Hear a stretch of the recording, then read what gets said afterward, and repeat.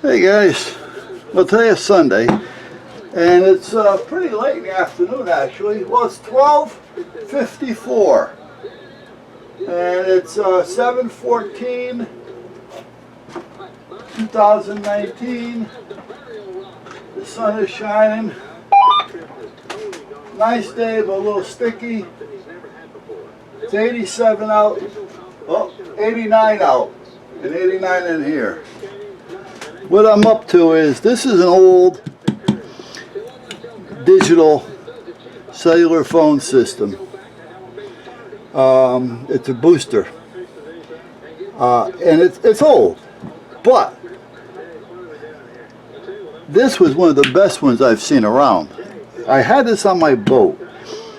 So this has got to be 19 or better years old. Actually, probably older than that.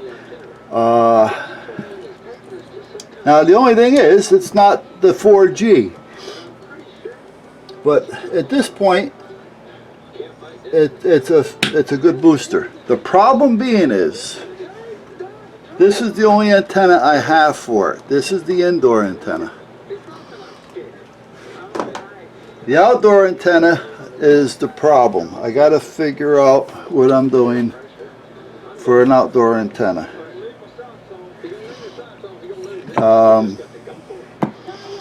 Because here's the problem. Around here in my house, and even out here, and even outside, I get a very low signal. I'm real lucky out here with two. In the house I get one. So it makes it tough at times. So to have this in the house would probably be a good thing. So I want to test it out here to see what it does. Now I had bought one about what, 4 or 5 months ago, 6 months ago. To be honest with you, I don't remember exactly when. It was, I'm pretty sure it was this year. Coffee.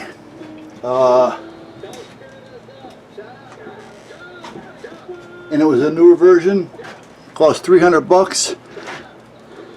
I sent it back the same day. I got it off Amazon. I forgot which one it was, but it was the biggest piece of shit that I seen. I even hooked it up where the antenna was outside, and it did nothing.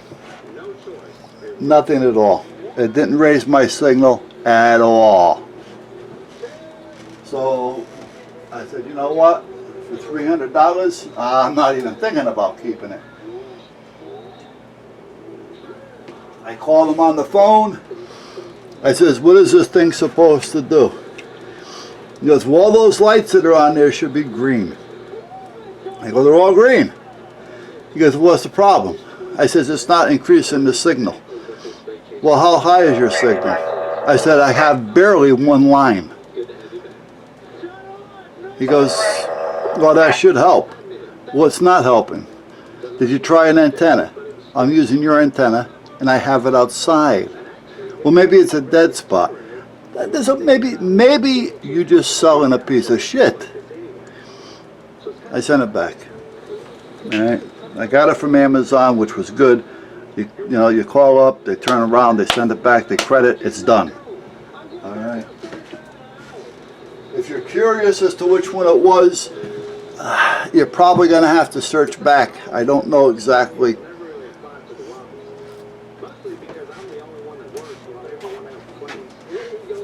But I did do a video on it. Now, remember that piece of crap antenna that they sent me to try and then told me to keep it? And again, it's really not doing what they claimed it was going to do. And I ran 2 analyzers on it and it didn't do it. I wasn't running meters, I was running analyzers. So with that, I'm going to take this over here for a minute. I'll bring you with me. Hold on. Yes, it's going to be easier for me to do this over here. There. Is that power? Yeah. Alright. Let me bring you over here with me so you see what the hell I'm talking about or doing. This is that antenna right here. So I'm going to take that antenna and screw it in to this. I first have to get an adapter. So let's do that first. We have to get an adapter to go from this PL259, which is an SO239, or a male UHF to female UHF, and then we have what they call an SMA. Oh, it's not an SMA. I picked the wrong one. Okay, hold on. We do have an adapter. We just got to find it. Alright guys, I didn't have an adapter, so I had to make a cable with that end on it. So now I can screw, this is the barrel, PL259, which is the antenna. This is the jumper, PL259, the barrel puts them together. You never want to take these wires and just tape them or solder them and twist them together, because you end up blowing up your radio. So you always want to have connectors and a barrel. And then I just put a connector on this one. And we have the antenna over here, which is the indoor antenna. And we have the amplifier with the outdoor antenna. Now that's on. So let's turn it off first. And let me put you up here.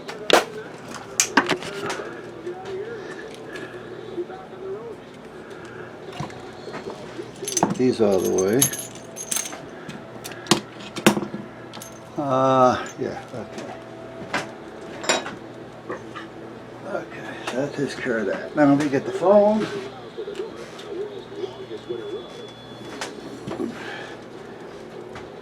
And right off the bat, just by being connected through it, the bars came up to 4 full bars, if you can see them or not with the light glaring. Oh, okay, so let's see. Let me find where it is. Turn that on. Wait a second. Let's see what happens. This may be easier to see. Oh yeah, came up the bar. I should check the SWRs on that antenna though. Make sure it's okay where we're at. I'm over here talking to you guys, and you guys are over here. Alright, I'm going to, yeah, we got up there in bars, so it does seem to be working. Now, it's not going to work as good because of the antenna. But let me go back over here, I'll actually go from there. I'm going to turn that down, and then I'll turn you back on as soon as I get the analyzer hooked up. Alright, so anyway, we got it hooked up to an analyzer. Now this is the antenna that was supposed to go from 28 up to 6 gig, which is way above cellular. So it's supposed to cover all that.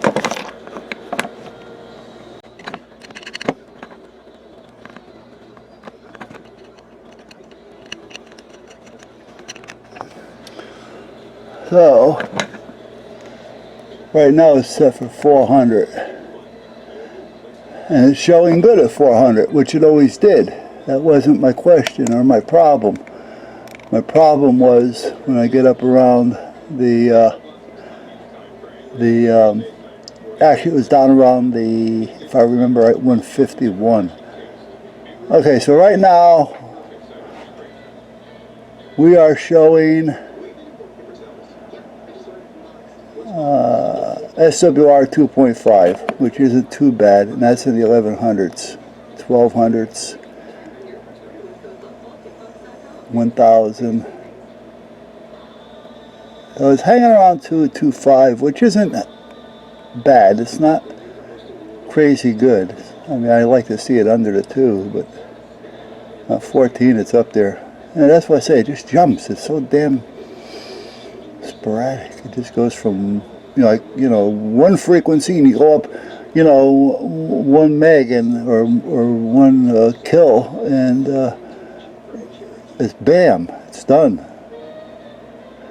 Okay, so we're seeing about a 2.5, which isn't too bad.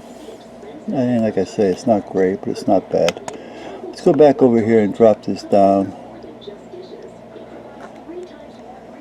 Alright, so now we're at 181, and it's 2.3, 2.8. Let's drop it down. Whoop, no, let's go the other way. Okay. 3. Here we go. 2.8, 0.9. You know, I mean, it's just like crazy. 141, it's at 1.6, which isn't bad. You go to 150, and it's up to 2.22. 2.8. 3. I mean, these are the numbers that start getting crazy. I wouldn't want to blow up my radio on these numbers. Let's go back over here to see what it does up around the 400s. Now, see, in the 400s, the 470, it's a 1. 460, it's a 1.5, 1.7, 2. It's at 141, which isn't crazy bad, but, you know, let's bring it up here. Let's bring it up to 140, 144. Yeah, 144, we're up to 2.5. See, so it changes quickly. It's just too much of a sporadic change. So anyway, that's that. So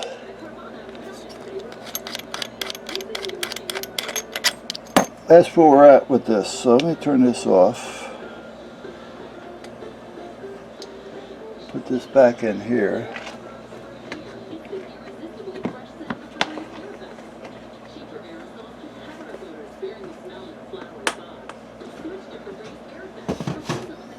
Okay, turn this off for a minute.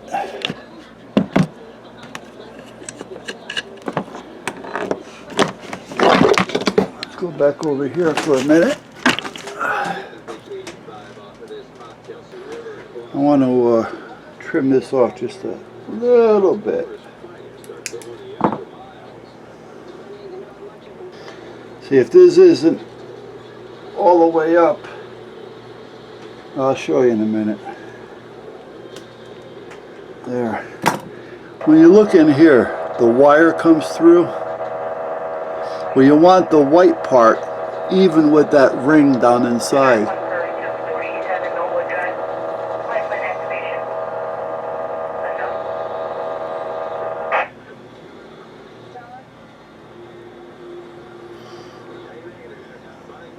Otherwise, you're taking a chance of having some RF problems. RF?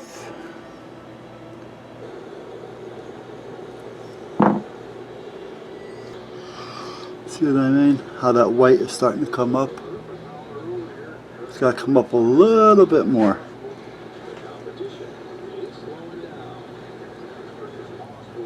I'd rather have it sticking out of it a little bit than have it in it.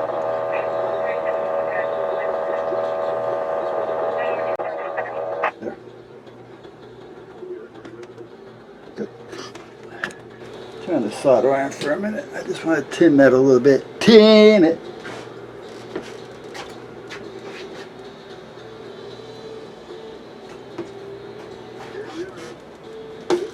And then once I get this done real quick, another 10 minutes, the wife is out there doing some painting. So I got to get out there with her. She's doing under the shingles. You know, if you got the shingles, they overlap one another. Well, what you do is you do under the shingle first, and then you can go along and paint after that. So you do under all your shingles, or as many as you can get within that area. Then you take your other brush, and then you brush it from there.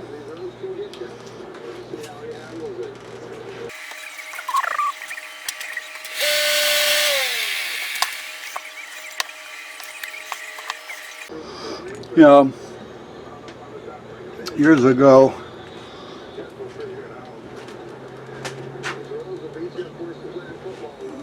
and I'm sure you guys know, I did a lot, as a lot of us do in our life. I owned a communication shop. I managed a communication shop. I opened up a body shop, mechanics, body work. So my brother had something to do. But meanwhile, when I managed one of the shops, the mechanic, not the mechanic, the technician was a little weird.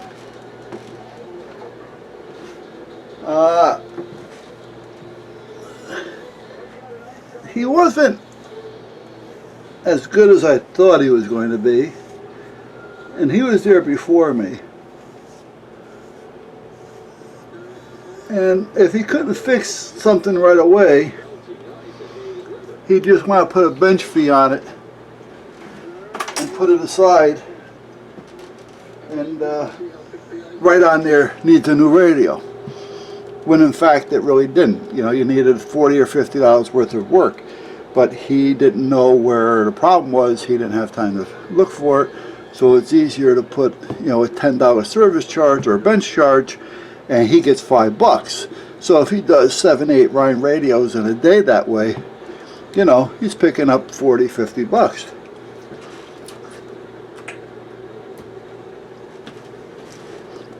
And service calls, or bench fees rather. Then the gravy jobs, you know, like your tune-ups, you know, your tune and peaks, you know, your final microphone repair, he'd do those because those were quick money, and he didn't have to try to troubleshoot anything. You know, you do a tune-up or a realignment or whatever you want to call it on a radio. Back then you pick up $20. Well, that's $10 in his pocket for 5